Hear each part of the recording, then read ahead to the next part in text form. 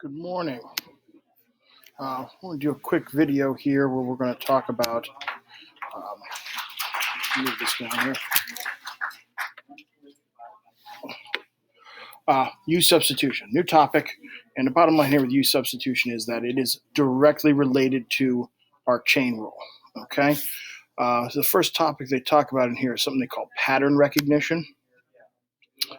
Let's keep in mind, let's say we had a function f of x that inside of it was another function g of x. Okay. And we wanted to take the derivative of that function. This is the chain rule. Okay. So what would that look like if we took the derivative of that? Well, the chain rule says do the derivative of the outside layer first. So what we have here is we have an f function, and inside that function we have a g function. And the chain rule says that we want to take the derivative of the outside function first, leaving the inside alone. So we would have f prime of g of x, and then we would have times the derivative of the inside function, which would be g prime of x. I've often related this in classroom to the movie Shrek.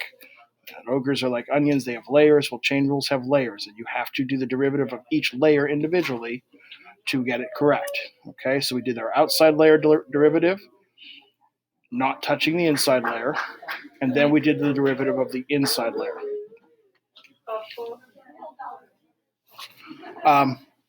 So we have to recognize this pattern in order to do an antiderivative of the same kind of situation.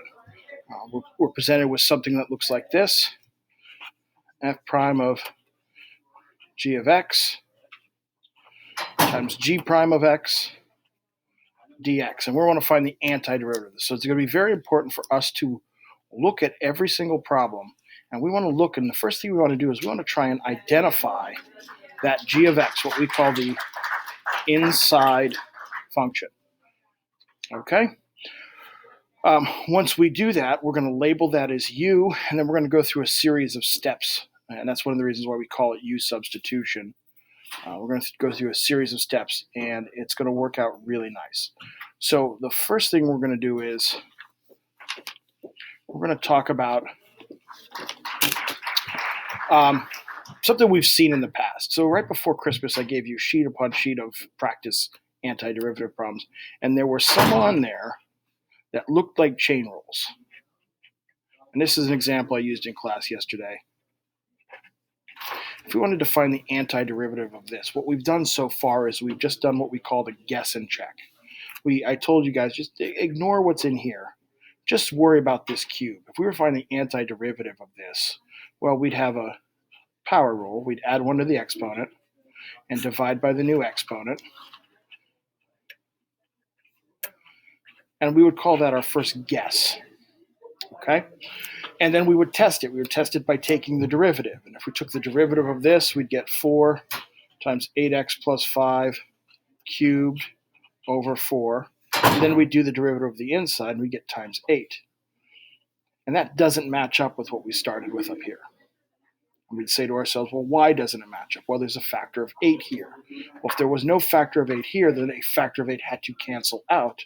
So there must have been an 8 in the denominator initially to cancel that 8 out. And we would just work our way through this and guess and check, and that would give us an answer. We'd multiply these two together and know that our actual antiderivative was the 8x plus 5 to the 4th over 32.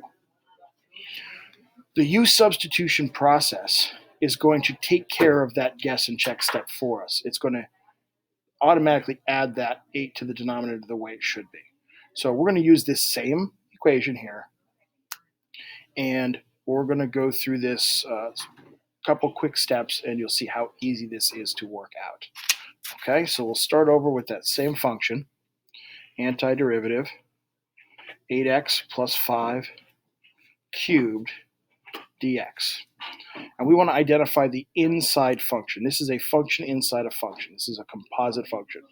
This is something that a chain rule had to have been done to get this derivative.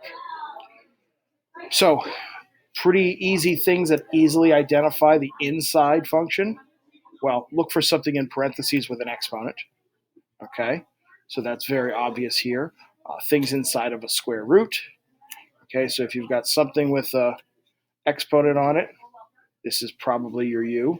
If you've got any kind of root, this is probably the u value.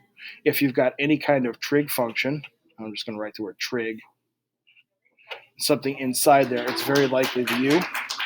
Sometimes you'll see things that look like a trig function, let's say sine squared of x. And in that case, you have to remember that's equal to saying sine of x squared, in which case the whole sine function is the u. So those are the most common scenarios you're going to see. But taking a look at this one, we're going to say u is equal to 8x plus 5. And our next step, after we identify that u, our next step is we want to take the derivative of this function. So if we take the derivative of u, we're going to label that as du over dx equals, and the derivative of 8x plus 5 is just 8. The next step we want to do is we want to solve this and get dx by itself. So we cross multiply it, and we get 8 times dx equals du.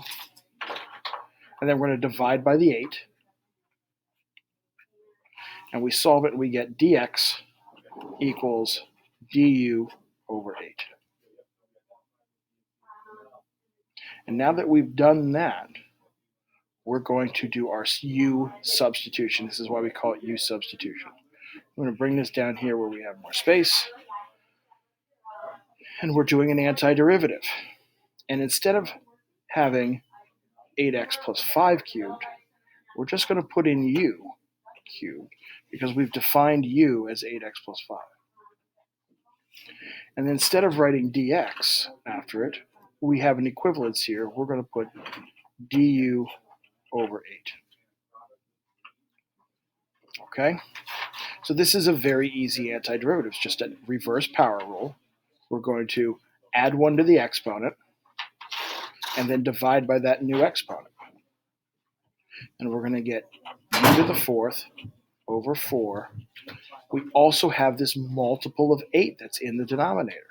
Now, the books will show you all different ways you could have done this. You could have taken this 8 denominator and written it out here, 1/8. You could actually, by rules of antiderivatives, integration rules, you could have written your 1/8 out here. Any one of them would have worked. But the bottom line is, we've got a factor of 8 in our denominator now. When we multiply that out, we get u to the 4th over 32 plus c. And now we're going to substitute back in for our u value and get 8x plus 5 to the 4th over 32 plus c. A lot of books, a lot of places you'll see this, they'll write this as a coefficient, 1 over 32 times the function. It's mathematically equivalent, so don't let that throw you off. So that's one quick example of how this works. Let me see if I can grab another one here quick. We'll go through it.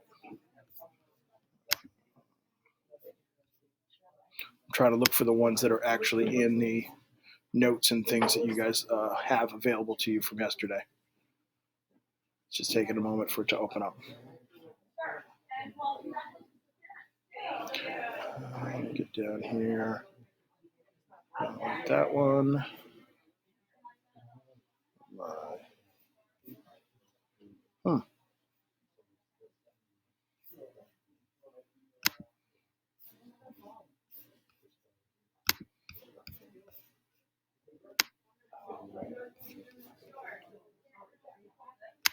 That's in the notes somewhere, and we'll take a look at it. It's a very, very basic problem because in this case, if we look for our pattern recognition here, and our pattern is to look for an inside function whose derivative is also evident somewhere in the problem. And if we look at this right here, we see that we have x to the 5th plus 1 inside parentheses with a cube. So that's a pretty good indication that this is probably inside our u function. We also notice that there's a 5x to the 4th out here, which happens to be the exact derivative of the inside here. So this is going to work out really nice and easy for us. What I want you to keep in mind is the important part of recognizing this pattern. When you find that inside function and you look for its derivative somewhere in the problem, That we're really concerned with is the variable. This is an x to the fifth, so its derivative is an x to the fourth. If the 5 wasn't here, that would be okay. As we saw in the last problem, the 8 denominator wasn't in the original, but it still shows up in the derivative, and that's okay. The constants are not nearly as important as that variable being the derivative of the inside function. So we're going to go ahead and use this. We're going to say u equals x to the fifth plus 1. We're going to find the derivative of that, du dx equals 5x to the fourth. We're going to cross multiply 5x to the fourth dx equals du. Remember that these always are over 1, so when you cross multiply, you get du times 1. And then we're going to divide. We're solving to get dx by itself because we want to replace this dx with some form of du. So we're going to get du over 5x to the fourth. Now we'll do our u substitution. Antiderivative. 5x to the fourth, u cubed, du over 5x to the fourth. And I think it's pretty evident what's going to occur here in this situation now is you've got a factor of 5x to the fourth in the numerator, another one in the denominator. Those are going to cancel each other out. You're going to be left with nothing but the antiderivative of u cubed du. So we've taken what looked like a pretty complicated antiderivative, and through a series of substitutions, we've got it down to a very basic reverse power rule antiderivative. All we've got to do is add 1 to the exponent, divide by the new exponent. It's going to give us u to the fourth over 4 plus c.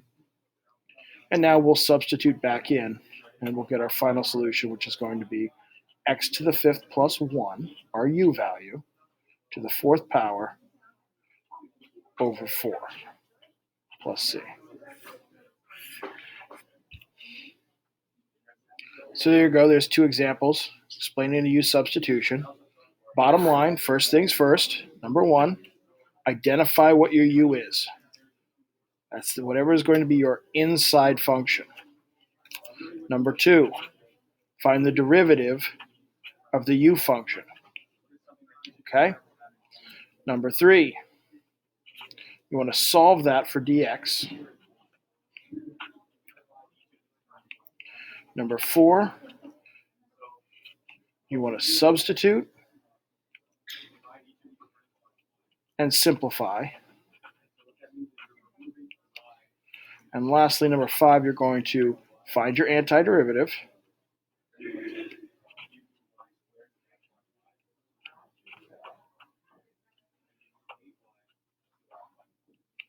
Okay? And then you're going to want to resubstitute, because you're going to want to plug those x values back in. Okay, if you follow those steps, you should be fine. If you have any questions, go ahead and shoot me an email. Thank you for listening.